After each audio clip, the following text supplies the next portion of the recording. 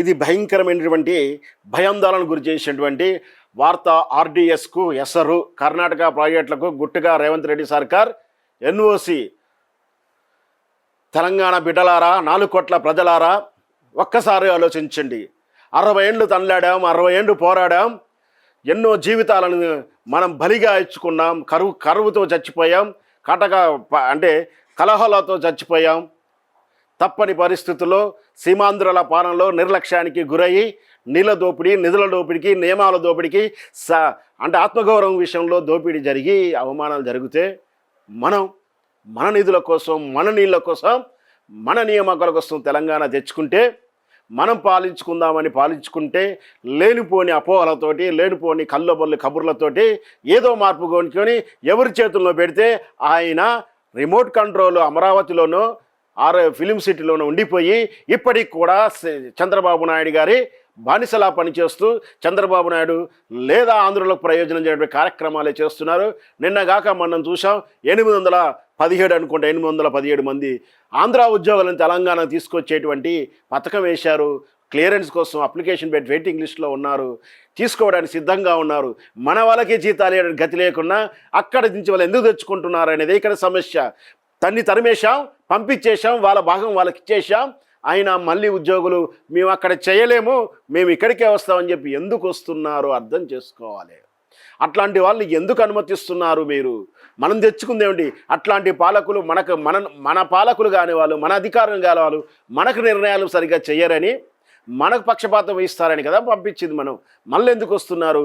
మళ్ళీ అట్లా అంటే తెలంగాణ రేవంత్ రెడ్డి గారు రాగానే ఖచ్చితంగా వాళ్ళకి రావాల్సిన నిధులను ఇచ్చేసాడు, వాళ్ళకి పెండింగ్ ఉన్న క్లియరెన్స్ అని ఇచ్చేసాడు, మనకి మాత్రం రాలేదు.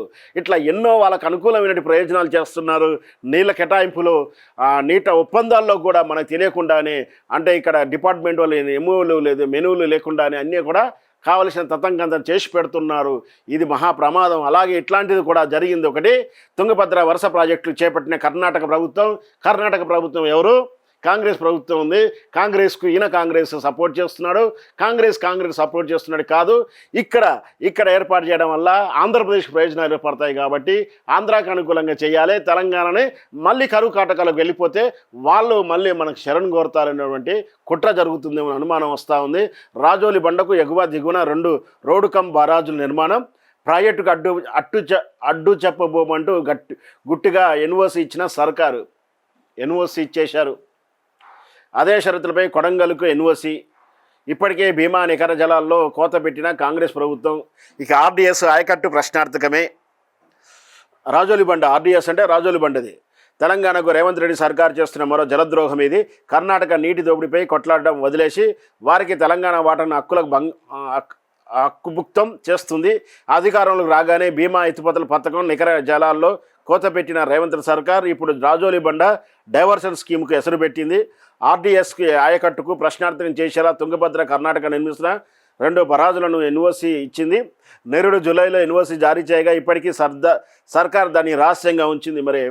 మీరు అంత ధైర్యశాలులే, మేము లాగులో తొండలేస్తాం, ఇరగదీస్తామని చెప్పే ధైర్యశాలులు మీరు ఎందుకు ఇట్లాంటి జీవోలను, ఇట్లాంటి ఎంఓలను రహస్యంగా ఉంచుతున్నారు? ఈ చీకటి ప్రపంచం ఏంటి, ఈ చీకటి రాజ్యం ఏంటో కూడా చెప్పాల్సి వస్తుంది. ఐజా. రాష్ట్రంలో కాంగ్రెస్ అధికారం రాగానే భీమా ఎత్తిపోతల పథకం నీళ్లకు కోతబెట్టింది, కొడంగల్ కేటాయించింది. ఇప్పుడు ఆర్డీఎస్ రాజోలి బండ డైవర్షన్ స్కీమ్కు ఎసరు పెట్టింది. కొడంగల్ లిఫ్ట్ కోసం కర్ణాటక పణంగా పెట్టింది. ఆర్డీఎస్ ఎగువ కర్ణాటక నిర్మిస్తున్నట్టు ప్రాజెక్టుకు అడ్డు చెప్పబోమంటూ కర్ణాటకకు హామీ ఇచ్చింది. రేవంత్ సర్కార్ ఇచ్చిన దన్నుతో ఇప్పుడు కర్ణాటక ప్రభుత్వం తుంగభద్రపై ఆర్డీఎస్కు ఎగువ ఇబ్బడి ముబ్బడిగా ప్రాజెక్టులు చేపడుతుంది. అయితే ఇవి పూర్తిగా ఆర్డీఎస్కు జల ప్రవాహాలు తగ్గిపోతాయి, ఆయకట్టు ప్రశ్నార్థకం అవుతుంది. ఇప్పటికే కర్ణాటక ప్రభుత్వం తుంగభద్ర డ్యాం దిగువన సాగునీటి అవసరాల లిఫ్టులు, తాగునీటి అవసరాల పేరుతో పంప్ హౌజుల నిర్మాణాలు సిడబ్ల్యూసి కేఆర్ఎంబిబి తెలంగాణ రాష్ట్రాల అనుమతి లేకుండా చకచకా చేపడుతుంది. ఆర్డీఎస్ ఆనకట్టుకు ఎగువ 100 మీటర్ల పరిధిలో క్రూడీ డ్రింక్ లిఫ్ట్ ఇరిగేషన్ ప్రారంభించింది. ఇది ఈ విధంగా లిఫ్ట్ ఇరిగేషన్ రాజోలి బండ డైవర్షను. మరి ఇంత రహస్యంగా ఎందుకు ఇవ్వాల్సి వచ్చిందో మనకు క్లియర్గా కావాలి. మన రాష్ట్రం ఏమైపోయినా అక్కర్లేదు, మన పదవి 4 రోజులు ఉండాలి అంటే 4 రోజులు సంపాదించుకోవాలంటే ఎవరు ఎక్కడ సంతకం పెట్టాలన్నా, ఎవరికి ఏం లెటర్ ఇవ్వాలన్నా ఇవ్వడమేనా మేము కోరుకున్న మార్పు? మేము ఇల్లుల్లో తిరిగి గ్రామం తిరిగి గుడిసె తిరిగి మనకు ఉద్యోగాలు వస్తాయి. మనకు ఆ నలుగురు ఆ కుటుంబంలో వచ్చిన 4 ఉద్యోగాలు కావు, మన ఇంటికి 4 ఉద్యోగాలు రావాలని చెప్పి ఇల్లు తిరిగింది దేవుడికి. ఇట్లాంటి మీ ఇంటి నలుగురు మీ ఏమంటారు దాన్ని, మీ పంగ మొత్తం, మీ వరుస మొత్తం అంటే 4 అన్నదమ్ములు మీ మొత్తం బంధువర్గం మొత్తానికి ప్రయోజనం చేకూరుస్తానికేనా మేము చేసినది అనేది ఇప్పుడు ప్రశ్నిస్తూ ఉన్నాం. ఇది భయంకరమైనటువంటి భయాందోళన గురి చేసినటువంటి వార్త. ఆర్డీఎస్కు ఎసరు కర్ణాటక ప్రాజెక్టులకు గుట్టుగా రేవంత్ రెడ్డి సర్కార్. ఎన్ఓసి తెలంగాణ బిడ్డలారా, 4 కోట్ల ప్రజలారా, ఒక్కసారి ఆలోచించండి. 60 ఏళ్ళు తనలాడాం, 60 ఏళ్ళు పోరాడాం, ఎన్నో జీవితాలను మనం బలిగా ఇచ్చుకున్నాం, కరువుతో చచ్చిపోయాం, అంటే కలహాలతో చచ్చిపోయాం.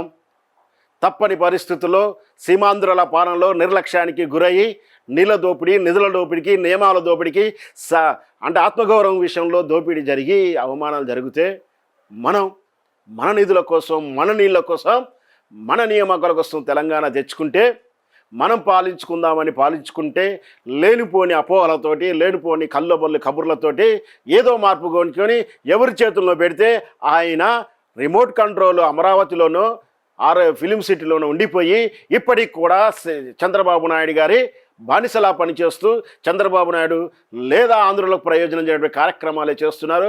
నిన్నగాక మనం చూసాం 817 మంది ఆంధ్ర ఉద్యోగులను తెలంగాణ తీసుకొచ్చేటువంటి పథకం వేశారు. క్లియరెన్స్ కోసం అప్లికేషన్ పెట్టి వెయిటింగ్ లిస్టులో ఉన్నారు, తీసుకోవడానికి సిద్ధంగా ఉన్నారు. మన వాళ్ళకి జీతాలు గతి లేకుండా అక్కడ నుంచి వాళ్ళు ఎందుకు తెచ్చుకుంటున్నారు అనేది ఇక్కడ సమస్య. తరిమేశాం, పంపించేశాం, వాళ్ళ భాగం వాళ్ళకి ఇచ్చేసాం. అయినా మళ్ళీ ఉద్యోగులు మేము అక్కడ చేయలేము, మేము ఇక్కడికే వస్తామని చెప్పి ఎందుకు వస్తున్నారో అర్థం చేసుకోవాలి. అట్లాంటి వాళ్ళని ఎందుకు అనుమతిస్తున్నారు మీరు?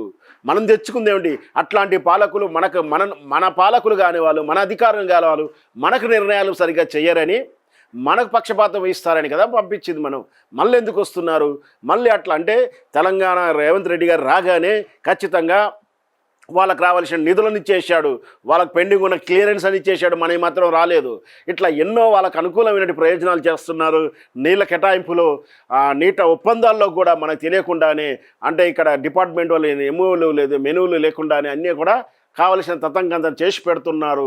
ఇది మహాప్రమాదం. అలాగే ఇట్లాంటిది కూడా జరిగింది. ఒకటి, తుంగభద్ర వరుస ప్రాజెక్టులు చేపట్టిన కర్ణాటక ప్రభుత్వం ఎవరు? కాంగ్రెస్ ప్రభుత్వం ఉంది. కాంగ్రెస్ సపోర్ట్ చేస్తున్నాడు. కాంగ్రెస్ సపోర్ట్ చేస్తున్నాడు కాదు, ఇక్కడ ఏర్పాటు చేయడం వల్ల ఆంధ్రప్రదేశ్ ప్రయోజనాలు ఏర్పడతాయి కాబట్టి ఆంధ్రాకి అనుకూలంగా చేయాలి. తెలంగాణని మళ్ళీ కరువు కాటకాలకు వెళ్ళిపోతే వాళ్ళు మళ్ళీ మనకు శరణ్ కోరతారనేటువంటి కుట్ర జరుగుతుందేమో అనుమానం వస్తూ ఉంది.